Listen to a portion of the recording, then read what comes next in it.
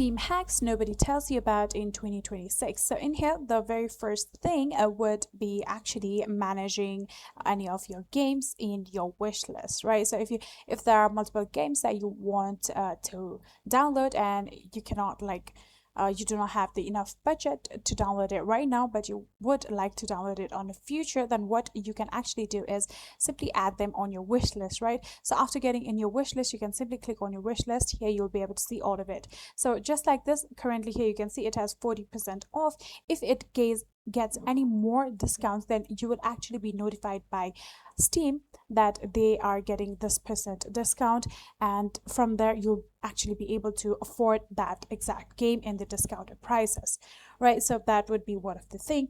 Another thing would be, did you guys know that Steam actually has a gift card? So from your home screen, if you scroll down a bit, you'll be able to see a gift card option right here. So all you need to do is click on send a gift card. Then from here you can now select the amount, choose a friend, and complete the purchase. So let's just say I want the $100 one, right? So what I can do is click on it, and in here you can now search for your friend's name, and in here you can simply also add in the you can also add in from your email too. If you want to send it via email, you can do that, or you can send it directly through Steam too.